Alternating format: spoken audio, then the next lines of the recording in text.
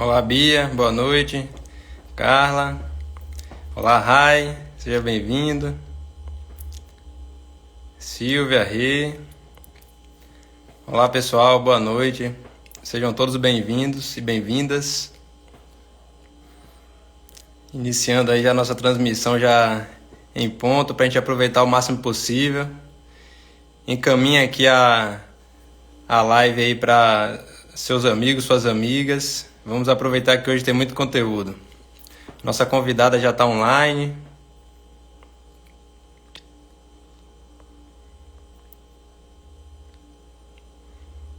Já já abro com ela aqui. Vamos esperando o pessoal entrar mais um pouquinho.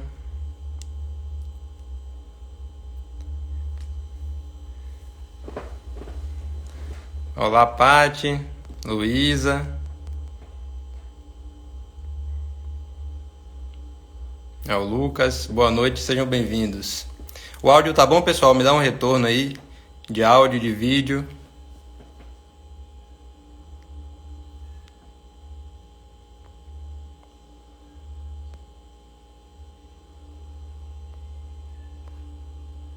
Deixa eu enviar aqui o convite.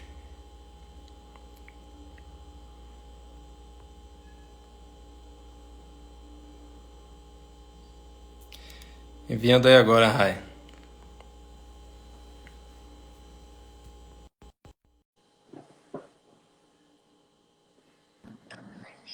Olá, Olá, e boa aí, noite. povo? Tudo bem? Muito Pessoal, obrigada, doutor, primeiramente pelo convite. ah, Estou muito feliz de estar participando aqui. uma satisfação muito grande. Pessoal, dá um retorno aí de áudio e de vídeo pra gente, se Isso. tá direitinho. Ai, deixa eu ajeitar aqui. Ai.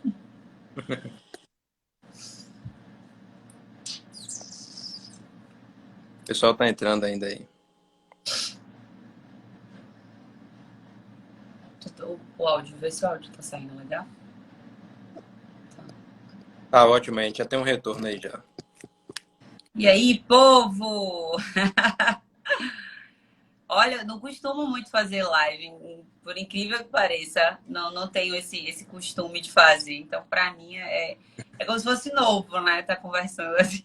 Eu já tô com algumas aí, já tô Eu tenho liveiro visto. danado. Tenho visto, mas bacana. Então vamos lá, eu vou Ingrid, falando alguma coisa, tá certo? Trazendo aí algum conteúdo, alguma coisa, e a gente vai batendo esse papo. Tanto você quanto nossos seguidores, sintam-se à vontade para ir comentando, falando das suas experiências pessoais, que vai ser bem. sim, Então, assim, o exercício físico, a gente já está bem saturado de falar de tanto benefício, né, que existe. Quando a gente fala de mulher, eu vou ressaltar aqui um grande benefício, né, de uma mulher hoje que pratica atividade física com a regularidade aí de 3 a 4 vezes por semana, durante 60 minutos, ela vai ter uma redução do risco de câncer de mama entre 30% e 40%. E até mulheres que já desenvolveram câncer de mama, elas têm um risco de recidiva também muito menor se elas têm uma sim, prática de atividade física regular. Na verdade, exercício físico previne várias modalidades de câncer, além de inúmeros benefícios no status cardiovascular, perfil lipídico, controle de peso, autoimagem, controle de sintomas de ansiedade, depressão, uma série de coisas. A gente, quando fala, né, de exercício físico e compara homens e mulheres, a gente tem algumas diferenças.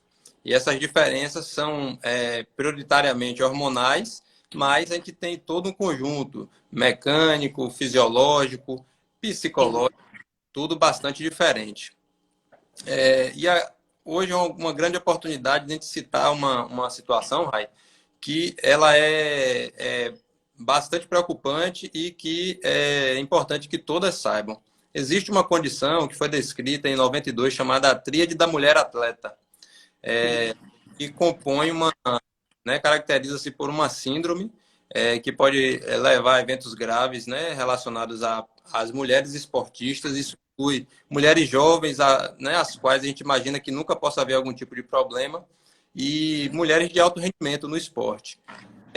A base dessa síndrome, ela se comporta, né, e se apresenta a partir de um déficit, de um desbalanço entre a parte calórica nutricional e a demanda física. Então, se uma mulher ela tem uma estimulação física, né, uma atividade, um nível de atividade, de exigência, de rendimento muito elevado, e seu aporte nutricional não acompanha Sim. essa. Se ele não acompanha, ela pode desenvolver uma baixa reserva energética. Isso daí vai ter grandes influências na sua questão hormonal e desencadear uma série de coisas que caracterizam a síndrome.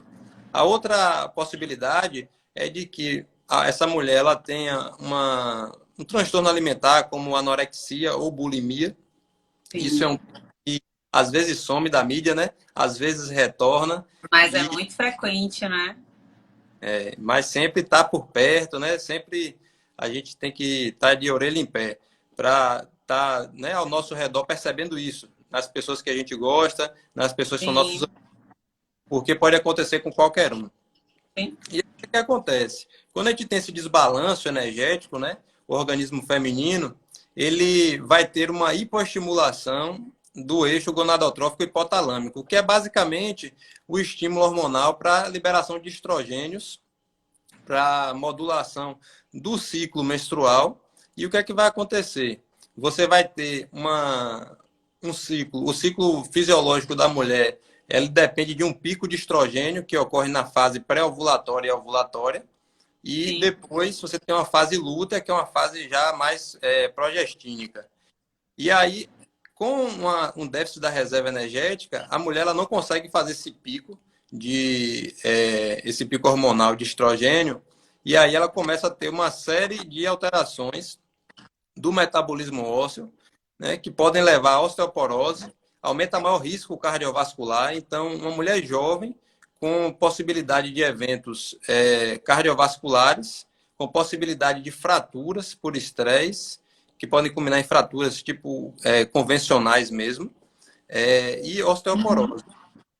Então, a gente tem que sempre estar em consideração, levar em consideração, né, como é que está o perfil nutricional dessas esportistas, né?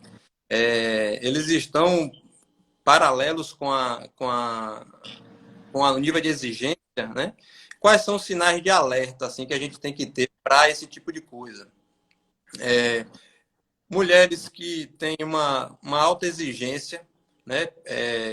Pessoal, que tem são esportistas de endurance, né? Que são as provas de ciclismo, de corrida, atletismo. Mulheres que competem em modalidades que exigem classificação por peso, então elas têm que baixar aquele peso. E também mulheres que praticam atividades chamadas estéticas, como ginástica rítmica, nado sincronizado, né? Essas outras que são estéticas. Então, tudo isso daí gera um alto índice de exigência, né? Então, a mulher ela acaba tendo uma evolução para possível amenorreia. Isso vai acontecendo aos poucos. Então, sempre eu quero trazer essa orientação para sempre nós estarmos percebendo as pessoas ao nosso redor, né? Então, o que é que acontece? Os ciclos menstruais, quando essa reserva energética baixa, é, a, os ciclos menstruais vão ficando cada vez mais curtos e mais espaçados. A gente chama aí de oligomenorreia, evoluindo para uma espaniomenorreia, depois a menorreia, ou seja, os ciclos eles vão ficando cada vez mais demorando entre um ciclo e outro, até que a gente caracteriza a condição aí quando tem 3 meses, pelo menos, sem menstruação. E isso daí é uma condição que leva à infertilidade, né? E pode desenvolver consequências graves relacionadas à osteoporose. A gente, sempre quando está falando aqui, é difícil de acompanhar embaixo o comentário do pessoal Sim, e sinta-se à vontade para interromper, para ir conversando, tá certo? tranquilo. Estão me perguntando aqui, a Luísa Ah, Cavalcante, qual é o tipo de esporte que eu pratico. E eu já fui fiz N coisas, assim, vamos dizer. Desde muito pequena, eu sempre gostei muito de me movimentar. vamos dizer assim, né? Eu sempre fui uma criança meio inquieta. Então, minha mãe me colocava aí nos esportes imagináveis, handebol, natação, tudo que tinha para gastar energia, ela me colocava. E aí eu fiz um pouquinho de muita coisa, mas na adolescência eu me encontrei na dança, na verdade. Sempre gostei muito de dançar. Então, de pequenininha, a gente, né, assim, dançava as músicas do Tchan, e lá vai. E depois eu levei mais pro lado, assim, realmente eu quero aprender um ritmo de dança. Foi quando eu entrei pro balé, pequena não, porque eu sou pequena, né, mas menos idade. Quando eu entrei pro balé, e fiquei muitos anos no balé, fiz ponto, fiz tudo. E depois desse meio tempo eu me encontrei também lá na dança do ventre. E aí eu fiz longos anos de dança do ventre e sou apaixonada até hoje, amo até hoje. E aí no meio disso tudo, na época, eu sou da época do swing baiano, que foi quando eu cheguei na Bahia, encontrei esse ritmo, eu falei, gente, é isso aqui que eu quero também. E aí entrei na dança também do swing baiano. Depois de tudo do swing, eu encontrei o polidense. Aí eu falei, gente, é isso aqui que eu quero pra minha vida. E aí é isso que eu falo, eu migrei para vários, né, vários estilos e várias coisas. E associado a tudo isso, a musculação, né, que teve assim, vamos dizer assim, depois eu tenho 2 filhos, né, para quem não sabe, eu tenho 2 filhos. Eu tenho um filho que vai fazer 10 anos, Antônio, e um que tem 3 anos e meio. E depois do meu primeiro filho, eu tinha engordado bastante, né, e até então eu não malhava, só fazia dança. E aí eu falei, não, vou malhar agora e tal, tonificar o corpo, né. E aí a gente começou aquele treino sozinha, doutor, que é a pior coisa que existe no mundo, principalmente para os meus joelhos, que respondem até hoje por isso, por essa prática aí sozinha, vamos dizer.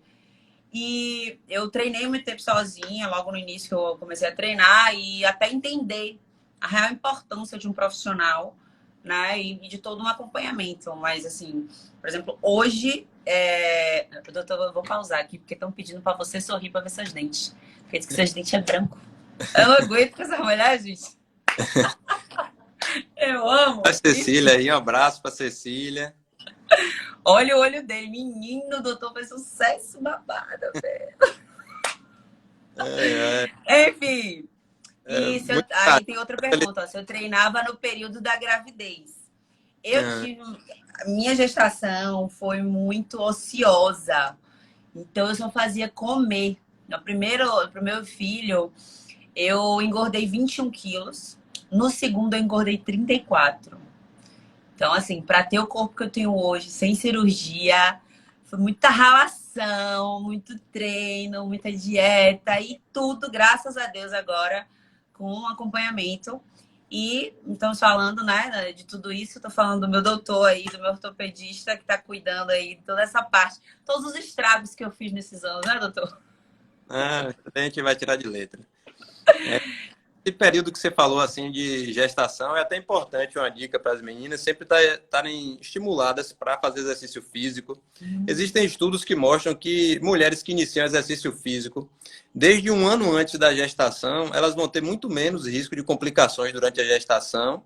Sim. E durante a gestação elas têm condições de manter níveis de atividade física superiores a quem inicia, né, durante a gestação. Quem inicia durante a gestação tem que fazer ali 3 a 5 vezes por semana, entre 15 e 30 minutos de atividades, né, leves a moderadas, adaptadas, que envolvem um aquecimento inicial, supervisão, sempre trabalhando no limite ali de 60% a 70% de frequência cardíaca máxima e supervisionado. Mulheres que já praticavam exercício físico antes, elas conseguem, né, uma liberdade de treinar até 30, 40 minutos, fazer uma adaptação mais incisiva, mas consegue se adaptar aos critérios relativos da prática, né, durante o período gestacional. E são inúmeros benefícios: menor retenção hídrica, menor risco de trombose, menor risco de desenvolver diabetes gestacional, né? Melhora o controle de peso, o ganho de peso é mais controlado. E até também no pós-parto, né, as atividades já são orientadas a serem iniciadas, porque também vão ajudar na perda de peso mais rápida, ajudam na autoimagem, né, evita Sim. complicações como incontinências urinárias, uma série de coisas que durante a gestação tem inúmeros benefícios. Só para falar assim um pouco sobre quando é que a mulher ela não pode praticar exercício físico durante a gestação, né? Basicamente, são algumas restrições. Por exemplo, uma mulher que sofre ruptura prematura das membranas ovulares, ela perde o líquido, né, muito antes da hora. De maneira Sim, sim. tem que fazer mais repouso e tudo. Mulheres que têm hipertensão durante a gestação também. E tem alguns relativos, né, como um crescimento intrauterino restrito, né, placenta prévia, por exemplo, e gestação de gemelares a partir de 28 semanas também a gente já contraindica de maneira relativa, tudo de maneira bem relativa, mas os benefícios são muito interessantes. O que a mulher não pode fazer também durante esse período são os exercícios de mergulho. Mergulho aumenta risco de ruptura de placenta. Exercícios em altitudes maiores que 1.800 metros também, que estão associados a maior Sim. dificuldade respiratória pelo ar rarefeito. E a atividade de contato também, né? Atividades que têm risco de queda, como ciclismo, né? Outras coisas. Tem Uhum. que ter prudência, coisa muito de bom senso. Impactos, né? Isso já é o de prática, né? Isso é tudo muito de bom Tem, senso. Mas saindo um pouco da parte da gestação, em relação a. Tem muita gente falando aí sobre se tem exercício que melhora a cólica e tudo mais. Eu acho que é no geral, né? Você, no período menstrual, tem muito que falar: ah, não vou não, que eu tô com cólica. Ah, não vou, que eu tô molinha, não sei o quê, eu tô chata, eu tô isso. E acabam não indo.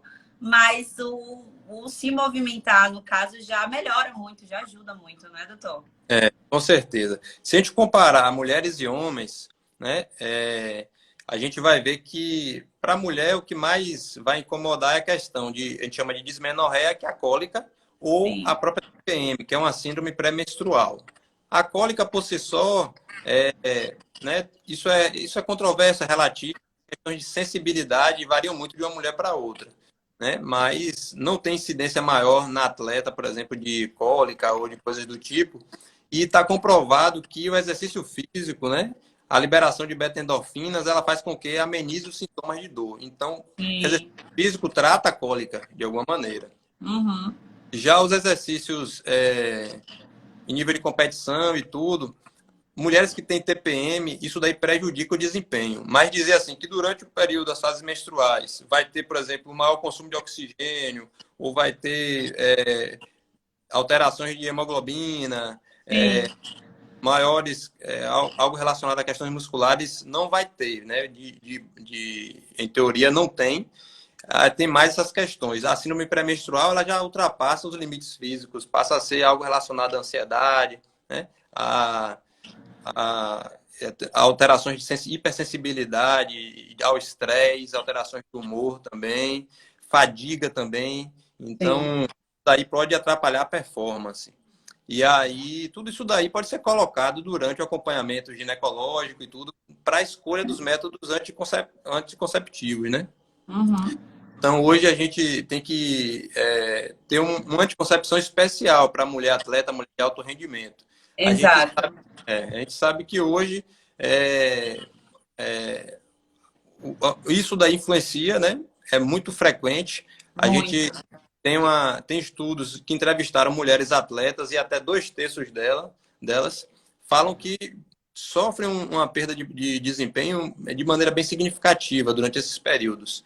Então, isso tem que ser levado em conta. Então, hoje, fazer anticoncepção para a mulher, quando se fala em estrogênicos, sempre pensar em monofásicos, não mais trifásicos. Os progestínicos, hoje a gente está em quarta geração de progestínicos. Sim. Isso daí, você tem hoje as pílulas, né, as medicações, os implantes, tem uma série de coisas. O pessoal hoje Uhum. fala muito sobre os implantes, né? O pessoal chama até de chip da beleza, né? Time da beleza. Verdade. Na verdade, esse que é o chip da beleza, teoricamente, que isso não é o termo, digamos assim, mais adequado para se falar. Ele é um anticoncepcional à base de gestrinona, que é um Sim. progestágeno, que tem grande foco bem aqui pelo baiano, né? O falecido Elcimar, que desenvolveu um laboratório, que é o Elmeco, e teve uma grande divulgação e hoje tem uso muito ampliado, né? Por conta de que a gestrinona ela tem alguns efeitos androgênicos que acabam favorecendo, né, um aumento de massa magra, uma redução de gordura corporal, melhora a composição corporal, né, melhora a Uhum. libido. Só que, ao mesmo tempo, deve ser algo individualizado, onde a mulher vai se consultar com o seu ginecologista e ver se aquilo realmente é útil para ela, é interessante ou não, mas sempre pensando no foco contraceptivo e não necessariamente ou puramente algo estético, né? Uhum. A Eu dosagem... tenho perguntando aqui, só para eu te cortar aqui, que ela perguntou já faz um tempinho para não descer muito. A Maíra Vieira perguntou como realizar saltos e exercícios de impacto sem afetar o joelho. Porque essa aqui eu me interessei também, que eu tô a fim de saber também essa, viu, doutor? É isso. Então, assim, saltos, né, e exercícios de impacto, exercícios que envolvem aterrissagem, eles vão aumentar a pressão de contato femoropatelar. Uhum. Então, tanto para homem quanto para mulher, é importante que haja condicionamento, tá certo? Desenvolvimento de fortalecimento para atividades de impacto, de aterrissagem e de salto. É importante incluir nos treinamentos ganho de força mesmo, exercício de força. Muitas vezes o esportista, a pessoa gosta de vôlei, ou então gosta de corrida e não gosta de malhar, entendeu? Eu sou o defensor da academia. Você faz as coisas todas, mas tem um pé na academia. Ou se não gostar da academia em si, tenha um acompanhamento e tudo para exercício de fortalecimento usando aparelhagens para exercícios funcionais, né, que envolvam ganho de força. Os treinos de força, no caso, que são extremamente necessários, assim. E isso, independente do ambiente, né, e das técnicas, tem que ter treinamento de força para condicionar, né, tem que ter adequação, né, de peso. Então, se a pessoa está com sobrepeso e tudo, ela tem Isso. que ter pressão e intensidade de treinos pareado com o que ela está condicionada, né? Não tem muito mistério, não. Isso falando já no tema de mulher, a gente tocou num tema sensível, né? A gente sabe que mulheres elas têm maior risco de algumas lesões do que os homens. Sim. Como, por exemplo, as lesões de LCA, se você parear uma mulher e um homem para uma mesma modalidade esportiva, no mesmo nível de treinamento, de intensidade, de competição, as mulheres têm aí, em média, entre 4 a 7 vezes mais risco do que o homem de sofrer uma lesão. Tem muito mais incidência de condropatia patelar, de transtornos femoropatelares na mulher do que no homem. Tipo o E meu. maiores chances de fratura por estresse.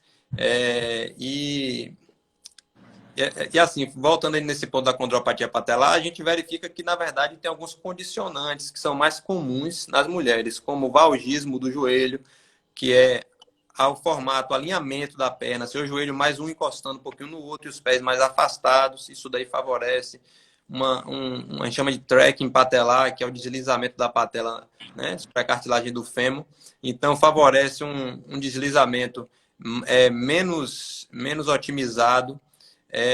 Também a própria anteversão de colo femoral, né, favorece. A própria questões de alinhamento e a própria tendência, né, assim, dessa cartilagem se deteriorar por questão de mau alinhamento, é mais frequente.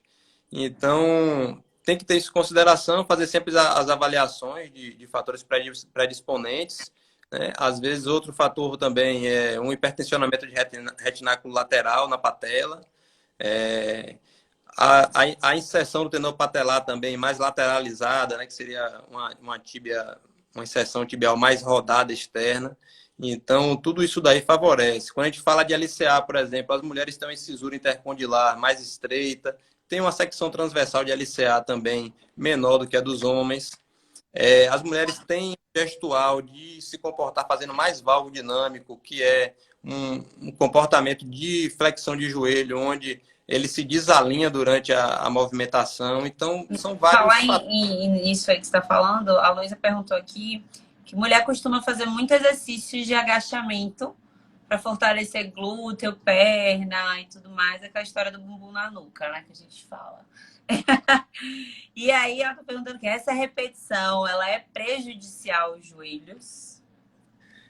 Não, na verdade, pelo contrário. Hoje, é, basicamente, se a mulher tem uma condropatia patelar, uma dor anterior no joelho, ela vai se favorecer bastante do fortalecimento de glúteo médio, tá certo? Do fortalecimento de quadríceps, que ali vai incluir o vasto medial oblíquo, rotadores externos de quadril. Então, a musculação lá de cima, né, e ao redor de bumbum também favorece bastante. O alongamento de cadeia posterior da coxa. Então, isso daí vai entrar. Tem que ter um gestual adequado. Sempre a gente, quando fala de desempenho físico, a gente tem que falar de questões multidisciplinares. O educador físico é fundamental, o acompanhamento de nutricionista. A gente começou a live hoje falando sobre questões, né, nutricionais relacionadas Sim. a desenvolver, né, alterações menstruais e osteoporóticas. E o gestual, a correção de gestual é bastante importante. E dosimetria dos treinos, né? Progressão de tudo isso aí. Deixa eu dar uma Show. olhadinha aqui. Eu fico Olha, tentando acompanhar aqui embaixo. Flori, meninos, amo. Gente, se vocês tiverem alguma dúvida, alguma coisa, podem ir mandando também, que a gente vai estar respondendo aqui para vocês. E. Ai. Sim, é uma coisa que eu queria falar até é que, no meu caso, assim, por exemplo. Ai, meu Deus, estão pedindo conselho. Ai, quais os seus conselhos para as novas atletas com base nos seus erros e aprendizagens? Poxa, boa, garota. Muito boa, Bia. Gostei. Então, assim, com base nos meus erros, o primeiro que eu posso dizer, assim, é não treina sozinha, amiga. Não faz assim, não faz isso. Porque lá na frente, você vai ver que não foi legal. Que foi o meu caso, de você ir lá arriscar, ir lá e fazer, e sem um acompanhamento e tudo mais. E principalmente na minha família, que tem casos, né? No caso de problemas de joelho e tudo mais. Então, acabou que, enfim, eu mesma fiz toda a confusão em mim. Então, primeiro é procurar um profissional. Eu falo principalmente como personal, enfim, fazer um acompanhamento médico. No meu caso, não posso mais largar o ortopedista, não largo o meu personal, não vendo, não troco. Então, eu acho que seria esse o primeiro ponto, tá, Bia? Para você não errar com base nos meus erros, né? Você procurar um profissional. A Cristiane Oliveira está te perguntando, doutor, qual a sua opinião sobre utilização, suplementação de colágeno tipo 2 para prevenção de desgastes articulares em atletas de alto rendimento? Isso. O colágeno tipo 2 ele é bastante estudado há algum tempo, né? E desenvolveu-se inicialmente bastante polêmica em torno de se ele tinha realmente utilidade ou não. A Sim, gente, depois de as principais apresentações, né, de colágeno não hidrolisado ou colágeno hidrolisado, as cápsulazinhas e os sachês, né? E são medicações que hoje em dia vêm associadas com algumas vitaminas que facilitam, né, otimizam o metabolismo cartilaginoso e articular, mas que tem evidências de benefício que são bem limitados, tá certo? Hoje essas medicações, elas não são tão baratas, tem barateado com o tempo, né? Mas tem um certo custo sim. e elas não têm grandes benefícios, tá certo? Tem benefícios, sim, eles existem, mas são limitados. Hoje eu sempre priorizo que faça a parte física, né? Acompanhamento fisioterapêutico, e aí depois o acompanhamento com o educador físico, porque o controle de peso e o fortalecimento, alongamento e outras técnicas físicas vão ter um impacto muito maior do que um colágeno, por exemplo. O colágeno ele vai ter uma atuação ali mediada por questões imunológicas e não necessariamente por uma absorção, algo do tipo. Hoje eu gosto e tenho tido bons retornos relacionados a ácido hialurônico, que são as infiltrações de joelho, que nos casos selecionados, né, que é onde a indicação é interessante, facilita, às vezes a pessoa tem dificuldade de iniciar, progredir ou manter as atividades de fortalecimento e ele facilita, alivia, né? Alivia a dor, faz um papel de nutrição ali direta, de diminuição de atrito, né? Favorece uma articulação melhor. Mas, mesmo assim, a meta principal é a meta, né, da terapia física e nenhuma outra condição deve sobrepor a isso. A correção de fatores também que possam predispor a Mas danos você está falando aí no caso de alongamentos e tudo mais, né? Isso, doutor? E tem uma articulares. pergunta aqui, ó, falando sobre alongamento. A nível internacional, a Dani Moura, se diz que o atleta, no caso corredor principalmente, não devem alongar. Isso para deixar o músculo contraído.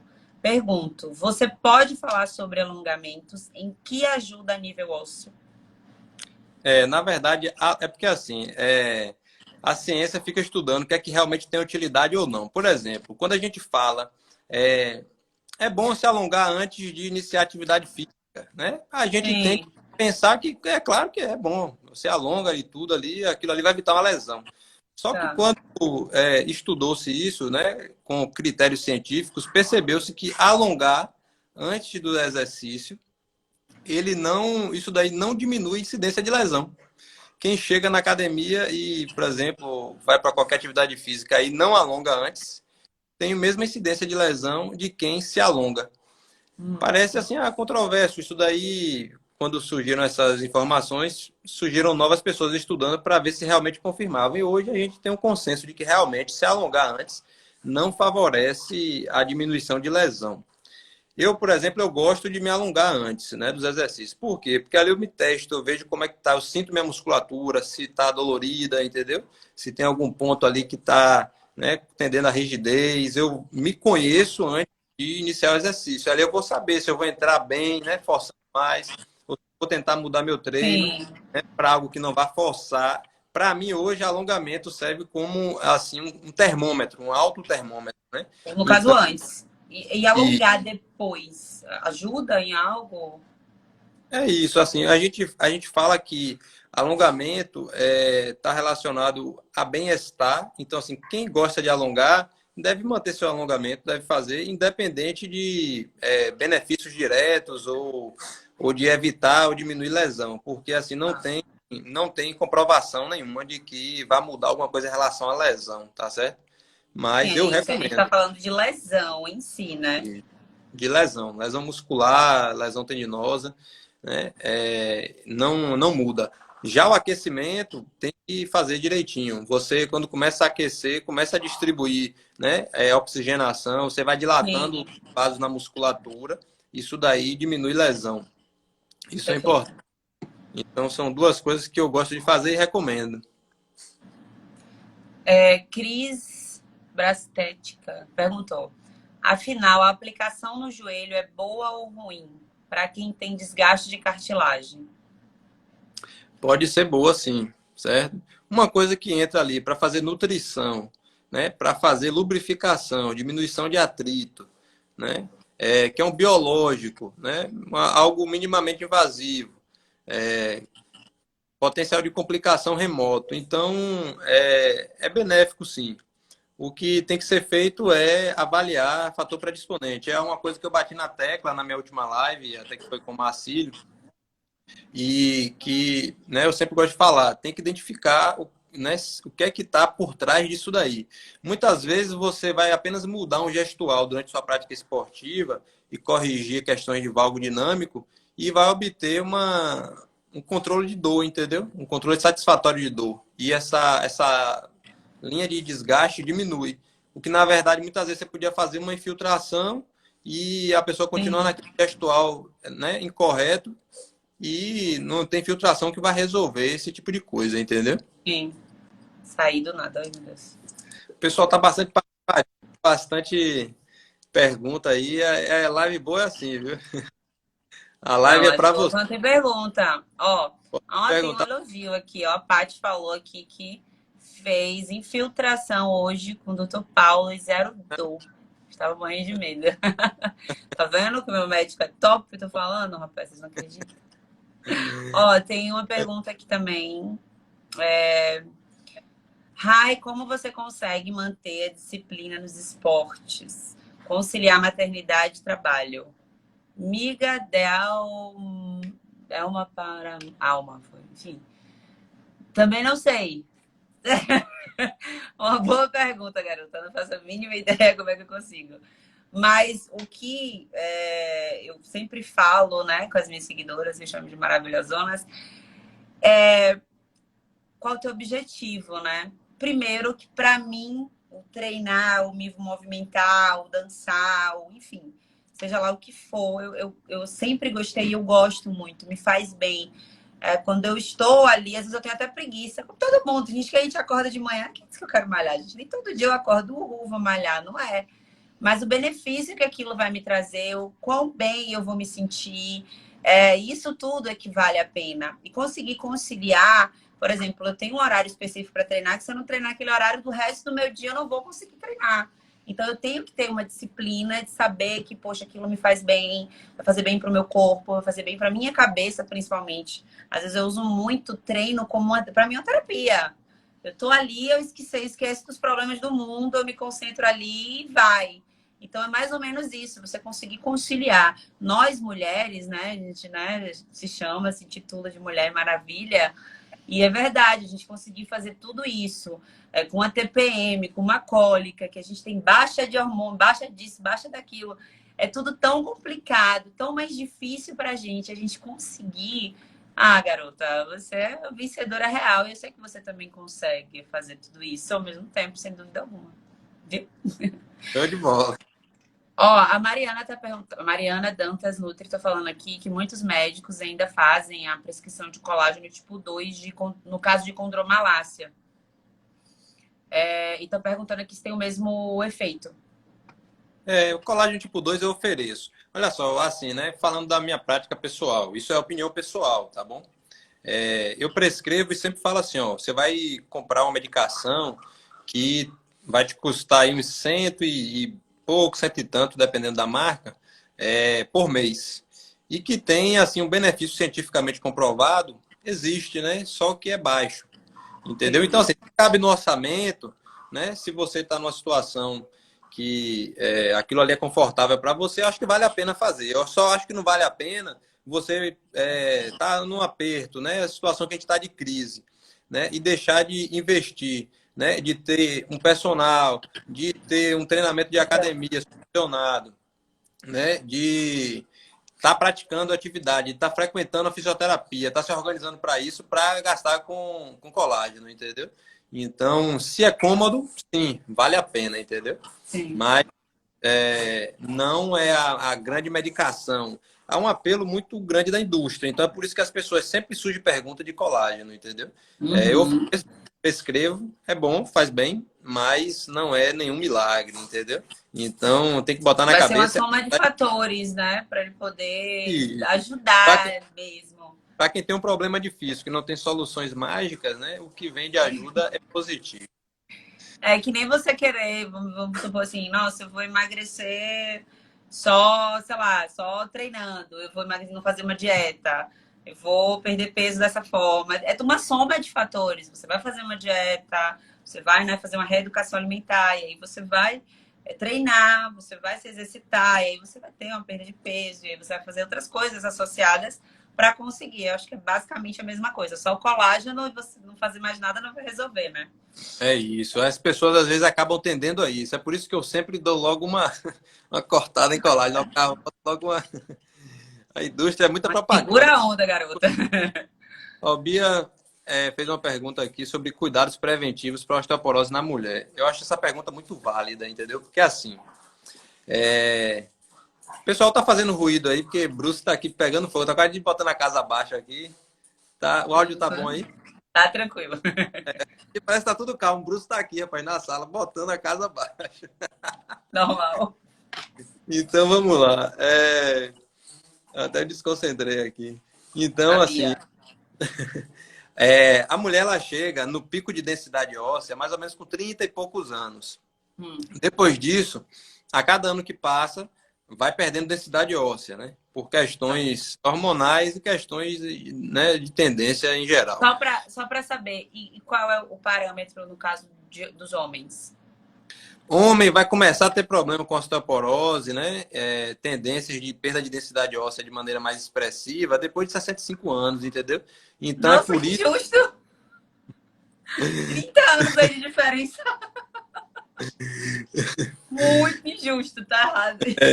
Na verdade, assim, é porque, na verdade, o pico de densidade óssea chega mais ou menos próximo às duas idades. Na verdade, é porque quando entra na fase de menopausa, a Sim, mulher, nos primeiros 5 a 6 anos aí, ela vai ter uma perda muito expressiva, né, da densidade óssea. Então, mais ou menos aí 5% por ano nos primeiros anos. Depois diminui. Aí você vai ter sim. porcentagem de queda da densidade óssea de uma maneira mais baixa, mais equilibrada. Mas o problema é que vem muito mais cedo, né? Então, quando vai chegando a idade, os problemas tendem a ser mais comuns relacionados a isso. E osteoporose, que eu sempre falo, toda semana praticamente eu opero uma fratura de rádio distal. Agora há pouco, né, já me passaram uma lesão de rádio distal, que é fratura de punho. E você vê que a grande maioria dessas fraturas são relacionadas à osteoporose. Quase, praticamente toda semana eu opero um punho. E a grande maioria deles está relacionada à osteoporose. E a maioria das osteoporoses são relacionadas à mulher. Né? E quando as fraturas acontecem em quadril, né, que limita a deambulação, os riscos de mortalidade são muito mais altos. Então, eu sempre bato na tecla. Eu tenho uma oportunidade de falar de osteoporose, eu falo. Porque começa cedo e o exercício físico é a conduta mais adequada, assim, não medicamentosa para controle, Sim. né, para evitar o exercício, a estimulação de carga, né, a estimulação física do osso faz com que ele se torne mais denso, se preserve. Então, eu gosto sempre de ressaltar essa informação. E aí, em seguida, acompanhamento ortopédico, né? Pós-menopausa e período de menopausa, que tem que fazer densitometria anualmente e Mas e acompanhar. como é que qual é o sintoma? Porque o que é, como eu consigo identificar assim, nossa, eu acho que eu tô precisando. Como é que eu sei, né? Para mulheres antes da menopausa, a Sim, grande preocupação relacionada à osteoporose é justo o que eu comecei falando no início da live, que é a síndrome de mulher atleta, que está relacionada a transtorno nutricional, tá certo? Bulimia, anorexia, ou sim, às vezes mulheres que têm um engajamento esportivo muito grande, né? Que treina com bastante intensidade, muita dedicação no treino, muita intensidade, muito volume. Então, tem que ter uma nutrição que acompanha aquela sim, demanda, acompanhar aquela demanda para poder evitar desenvolvimento de osteoporose. Porque toda a questão hormonal, gonadotrófica, né, estrogênica, vai influenciar nisso. A mulher baixa reserva nutricional, essa baixa reserva nutricional energética, ela vai desestimular o eixo hipotalâmico gonadotrófico e aí ela vai ter uma baixa mesmo de estrogênio. Então, não vem só osteoporose, vem sintomas de amenorreia, a mulher fica em febre, né? sim. Tem fadiga, de depressão, de uma série de coisas. Então, a nutrição é importantíssima nesses casos. Já depois da menopausa, né, é importante manter a atividade física, avaliar questões relacionadas a tendências genéticas também Sim. e fazer densitometria para acompanhar, porque na minha prática, as pessoas com osteoporose já chegam com fratura. Quando um raio-x, o olho ortopédico identifica uma osteoporose no raio-x, ali já perdeu 30% pelo menos da densidade óssea. Então a gente Nossa Senhora. tem que fazer exercício físico mesmo, se manter ativa né, evitar isso daí. Deixa eu ver aqui, Não. tem Ó pergunta. a Cris falando, doutor é um gato. Vai ter muita moça com o joelho lascando o joelho. Mas vai ter muita moça com o joelho lascando só para se consultar com o doutor. É muito carinho, eu agradeço. Adoro a sinceridade das meninas dessa live. Tá maravilhosa. Deixa eu ver aqui, ó, a Patrícia falando da cunhada. Até a cunhada de Patrícia veio parar aqui, ó. O joelho dela sai do Ai, meu lugar Deus do céu. que ela cai, porque ela tiver. Olha só, joelho saindo do lugar é um tópico assim muito feminino mesmo, sabe?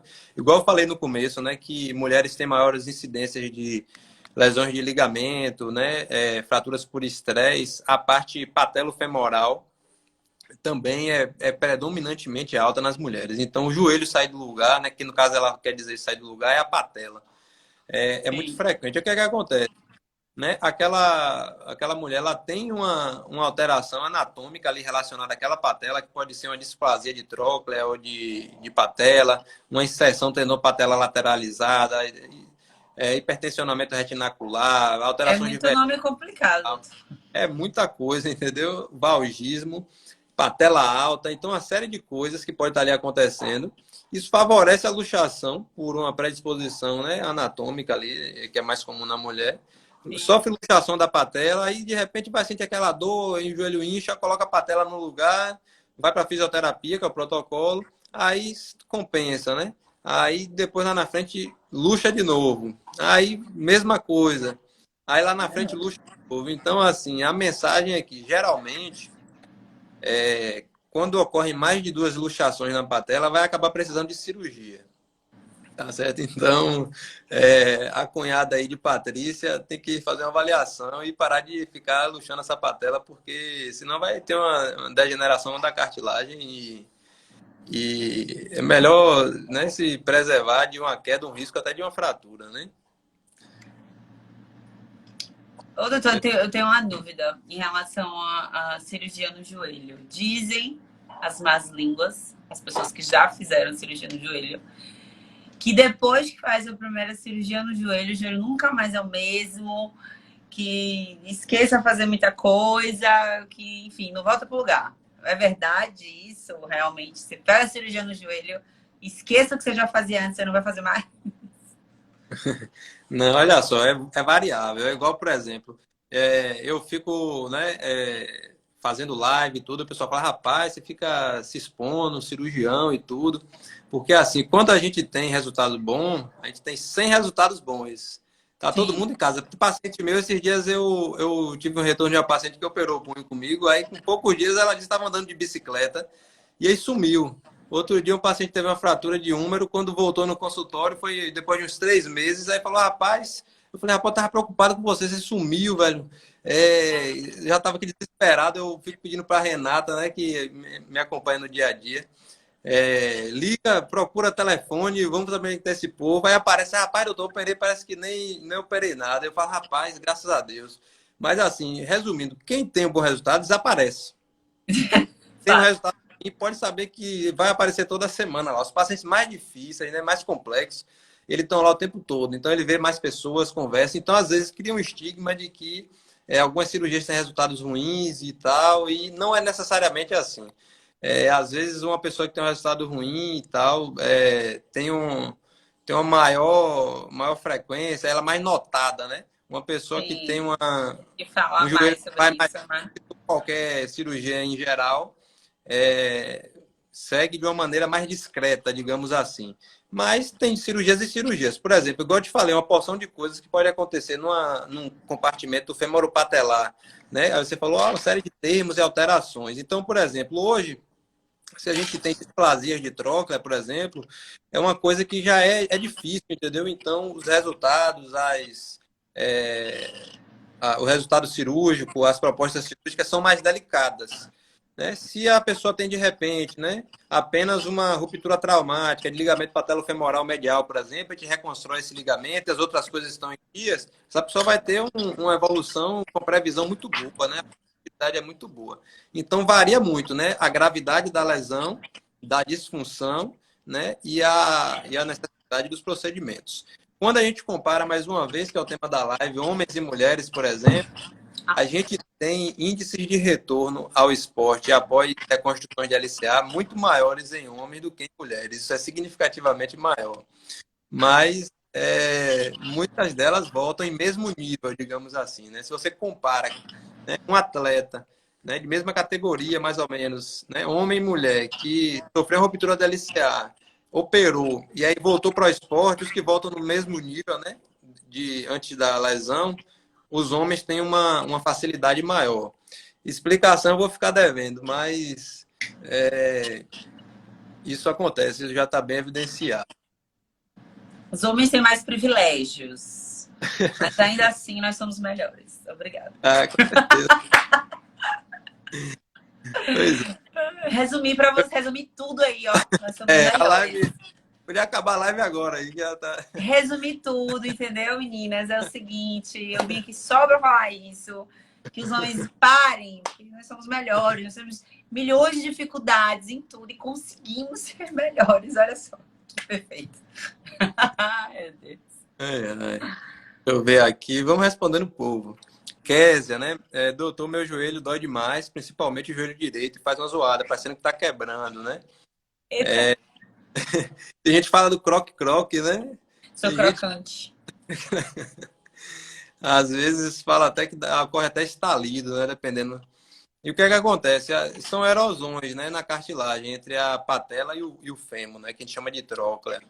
E essas erosões, elas fazem ruído. Às vezes isso é até audível ou palpável. E a Sim. pessoa percebe e se incomoda com aquilo. Acontece que a cartilagem ela é um tecido de capacidade de regeneração muito baixa. O que acontece? A gente tem um corte na pele, por exemplo, em 10 dias aquilo ali já está cicatrizado, a pele já está funcionando bem de novo e vida que segue. Na cartilagem a coisa é bem diferente, né? Então até a adolescência ali ela tem um poder bom de regeneração, de cicatrização. Depois disso daí você vai levar sua cartilagem para o resto da vida. Então você tem que cuidar dela, se preservar para evitar lesões. Quando uma cartilagem ela se lesiona, ela substitui por uma fibrocartilagem, que é como se fosse uma cartilagem de menor qualidade, em termos de não ter coeficiente de atrito, né? Parecidos, de resistência, né? Aos tipos de resistência têncil e de cisalhamentos. Então, muitas vezes, até no tratamento, né? Até uma curiosidade, já chegou paciente para mim e falou assim: doutor, eu fiz tratamento com ácido hialurônico com outro médico, mas o barulho continua, será que já está certo e tudo? Sim. Na verdade, o ruído pode sofrer uma atenuação e tudo, mas o tratamento visa controle de dor, né? Então, a crepitação, algum grau de crepitação é esperado que sempre haja. Então, são situações bem delicadas. Tem que Que tem ir que lá. investigar, né? O caso do ser crocante, como ela tá falando, né? De croque-croque. Tem que investigar, que é o que a gente está até fazendo, né, doutor? Agora, investigando aí os croque-croque que aparecem em mim. Ai, ai. O pessoal aí, Dani Moura, o pessoal tá bem participativo, pessoal. Obrigado aí pelo prestígio na live. Ó, Cândida disse que rompeu o ligamento cruzado e hoje está ótima. Que bom, Cândida. A grande expectativa, hoje as cirurgias evoluíram muito, né? Hoje a maioria das cirurgias de joelho a gente faz por vídeo, né? Ligamentos, meniscos, né? Cartilagem. Cada vez mais somos minimamente invasivos e, graças a Deus, a evolução dos implantes tem tornado mais acessível, né? Tem surgido bastante coisa nova. Essa semana passada até solicitei uma cirurgia para um tratamento de tumor por vídeo, né? Então, cada dia a gente está conseguindo melhorar mais. E o LCA ele tem uma cirurgia que é bastante comum, né? Então, como a maioria dos estudos que a gente segue as referências são americanos, e o americano uma personalidade agressiva, né? Você vê que os jogos lá são rugby, as lutas lá, o wrestling, Futebol americano, tudo hockey, mais. futebol, é tudo muito agressivo. Então tem bastante lesão de LCA. Então eles produzem bastante conteúdo de científico e bastante implante, né? A indústria de implante lá é muito forte. Hoje LCA, o pessoal fala às vezes que o ortopedista é marceneiro que não estuda, né? Se a gente for fazer uma pesquisa hoje aí de PubMed, o LCA, Verdade. vou defender os ortopedistas aqui. O LCA é a estrutura que tem maior volume de estudos entre todas as outras. Viu? Então, se tiver qualquer médico aí na live, né? Que eu já vi alguns aí que acenaram. A ortopedia é quem é o dono da ciência, é o ortopedista. Né? Errado não tá, tem que defender a sua classe, tá certo. Não, tô falando a verdade, tô fazendo. Não, mas você tá certo, é isso. Tem que defender, realmente Então, você tá certo. hoje a evolução é muito previsível. Acaba que eu tenho uma incidência de tratamento de LCA também conservador. Não necessariamente o LCA é cirúrgico, não, viu? Tá. Hoje, se uma pessoa é jovem e pratica esporte de pivô, né? Futebol, futevôlei, esporte com salto, giro, né? Corte. vôlei, handebol e tal, basquete, eu oriento sempre que opere, porque senão vai ficar sentindo falseio, aumentando o risco de lesão de cartilagem. Mas pessoas que estão dispostas a fazer um condicionamento, tentar um condicionamento, né, com fisioterapia, controle de propriocepção, controle neuromuscular, desenvolvimento muscular, compensatório, isso daí torna muita gente passível de controle e tratamento sem cirurgia, né? Então isso é importante, porque futebol, na nossa realidade, é muito mais assim, praticado por homens, né? Então uma caminhada, você faz sem LCA, corrida, corridas em linha reta não influenciam para LCA, natação, ciclismo, né? Então, muita coisa consegue fazer. Aí, ó, Cleiton aí já chamou a atenção disso, dependendo da instabilidade. Cleiton aí, grande referência na fisioterapia. São as feras que a gente solta lá o paciente e pede para que não precise, né, de cirurgia. Apesar de a gente ser cirurgião, a gente sempre torce que consiga Que um não controle. precisa. E para isso é importante os profissionais de fisioterapia terem excelente qualidade, né, e desenvolverem um trabalho adequado. Então é Sim. sempre bom contar com pessoas que têm, né, gabarito e boa capacidade para estar do lado da gente. Hoje eu fico, né, catando aí fisioterapeutas para enturmar, para conhecer, para, né, fazer as Sim. parcerias, porque o fisioterapeuta é assim, nossa parceria é Fundamental, né? fundamental para ter bons resultados. A gente vive de resultado, né? Tem que ter resultado bom para o pessoal indicar e tudo. Luísa perguntou se influencia para dança. É variável, né? Provavelmente para a dança deve influenciar sim, mas vale a pena tentar, né? Tentar o tratamento conservador, né? Muitas vezes a lesão de LCA não é tudo igual, ela às vezes é uma lesão parcial, ela cicatriza às vezes num local errático, mas que às vezes dá alguma estabilidade. Então, assim, tem que permitir uma evolução aí, observar, né, como é que evolui, entregar para um bom profissional, fisioterapeuta, e ver como evolui. Basicamente, eu só faço questão de ser incisivo com o pessoal que joga bola, porque, né, ou outros esportes de contato de pivô, porque às vezes demora para operar e quando retorna tem lesões meniscais, lesões condrais, a pessoa volta para o esporte de contato e aí às vezes tem estudos que mostram até 1% ao mês de risco de lesão cartilaginosa no paciente com instabilidade de lesão de LCA. Apareceu aqui uma mensagem de 1,55 minutos aí já para acabar a live. Oh, verdade. Mas deu para Doutor, conversar bastante muito, coisa. muito, muito obrigada. Eu Eu que amei fazer agradeço. parte, contar um pouquinho e falar aí para as minhas maravilhosonas a importância de um bom profissional, de um bom acompanhamento, de se cuidar e resumir toda a live, né? Nós mulheres, com todas as dificuldades, nós somos muito melhores. Com certeza. Obrigada, doutor. Obrigada, Parabéns galera. por ser uma referência aí para as mulheres, né? Com ênfase aí na cidade de Feira de Santana. É muito importante, né? Ter referências e estimular a prática esportiva, né? A gente falou de tantos benefícios, né? De controle de perfil lipídico, de redução de risco cardiovascular, redução de risco de cânceres, né? Melhora da autoimagem. Eu acho bonito quando eu parei para ler um artigo europeu agora de 2020, ele fala melhora de autoimagem e considera isso na lista de benefícios que antes a medicina não se falava nisso, né?